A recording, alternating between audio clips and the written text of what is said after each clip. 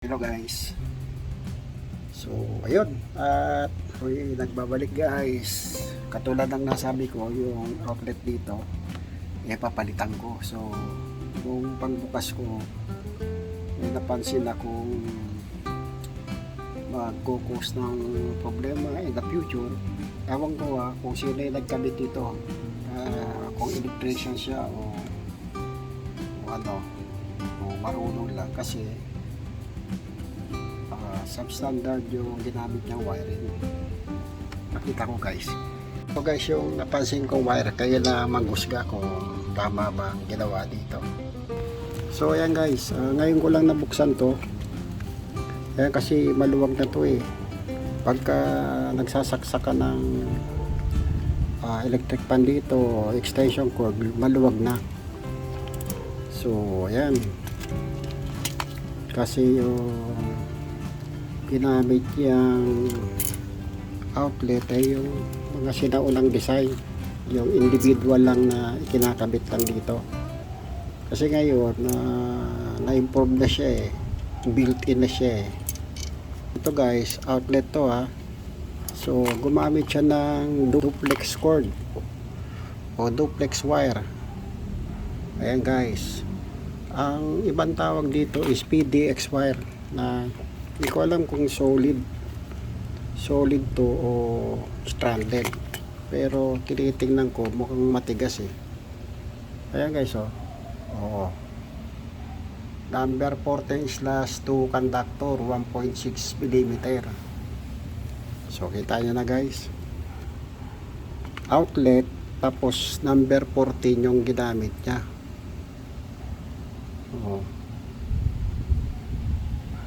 Sa outlet yan ito ginagamit to mostly sa mga probinsya eh. Pero ito dapat sa ilaw lang to, kasi number 14 to guys yo.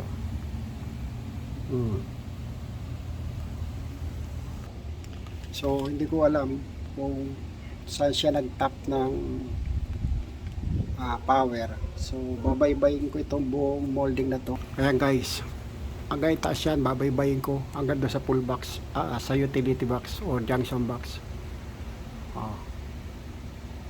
Ayan, so PDX outlet number 14 ginamit niya, pang ilaw to eh. So ayan, kaya siguro na sira kagad to dahil nag-iinit yung wire, nag-loose to eh. So yan, live ito guys, live ito. Kaya kanina napansin nyo, ginamit natin guantes yung kulay orange, kasi pantrabaho lang yun, pang drill lang yun, panghawak ko sa mga bagay-bagay ba. Pero ito guys, since na live yung excuse me, inubo ko. Since na live wire guys yung gagawin natin, gagamit tayo ng pang electrical na gloves para sa safety natin. Biglang kumati guys yung lalamunan ko, kasi malikabok to eh. Nakasingkot ko ata yung alikabok. Oh no! Tigas to. So papalitan ko yan guys, babakbakin natin yung buong coin na yan. So sabi ko nga sa inyo, maraming problema dito kasi kinabit niya, wala ako eh. Parang may sakit na ata ako doon. Hindi ako makakapunta dito. Doon ako nakatira sa may kabilang bahay namin, malapit sa amin, sa may Marikina, sa may pinagtatrabahoan ko. Kasi ang auto to, akit ka pa ng Antipolo para makarating ka dito. Sobrang traffic. So nagpagawa si Macy's ng layout nung ginawa itong terrace na to. Ayun,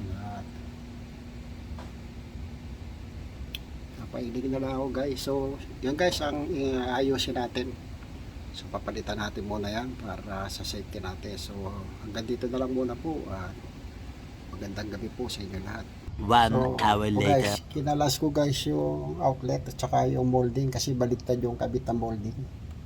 Ito guys paano ko nasabi baligtad. From there, Ito yung nakakabit. Ano? So baliktad guys, kasi ito yung takip. Dapat hindi ito yung nakakabit sa wall, kundi itong isa, yung malalim. Itong malalim guys, yan. Para pag nilagay niyo yung wire, hindi siya kakalat katulad. Andito lang sila sa loob.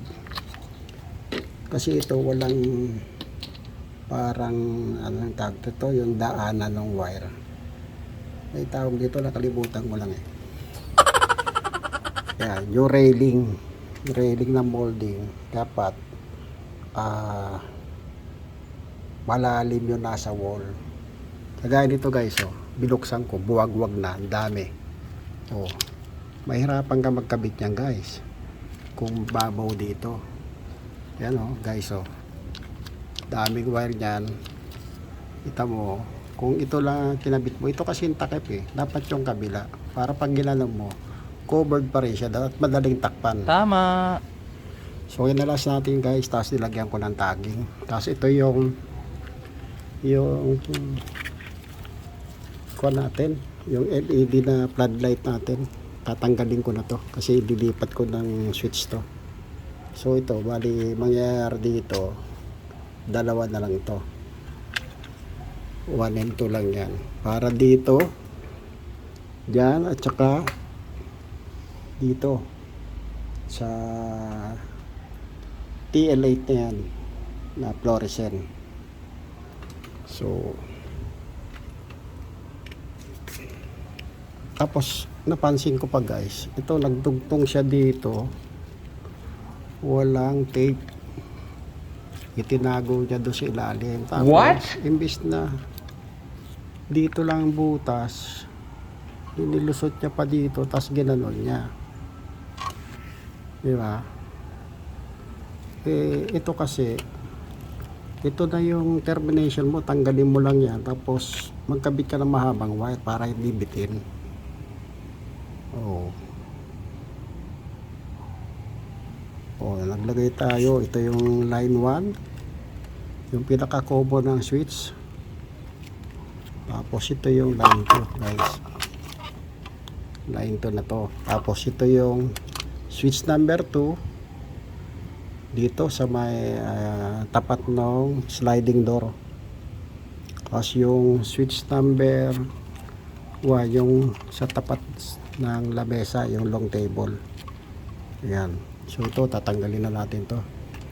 Kita nyo guys, oh, pakadelikado dito. Oh no! Yan ang delikado sa pagwa-wire. Tapos ginamit pa niya wire sa outlet. Ito guys, oh. Ito guys, duplex wire to o PDX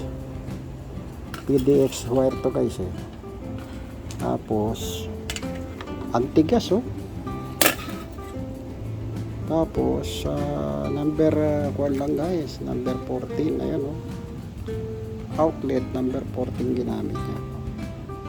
So ayan, kaya na umusga guys. Ito, papalitan na natin to. Tapos guys, yung line 1, line 2, ititrace ko doon sa utility box. Kung number 12 ang pinagkunan yan o sa ilaw lang din, papalitan natin ang number 12 kasi may distribution naman tayo dito. Ang problema akong bigla guys dito, so yung pa i-check ko yung kabila rin, baka ganun din, hindi ko alam kung saan pinadaan yan. Misis ko kasi paggawa ng paggawa eh, syempre di naman niya alam yung mga ganyan, kulang ng oo, approve lang ng okay lang ng okay, bili ng bili ko ano yung papabili materials. So yun guys, correct na lang natin. So hanggang dito na po at magandang gabi po ulit sa inyo lahat.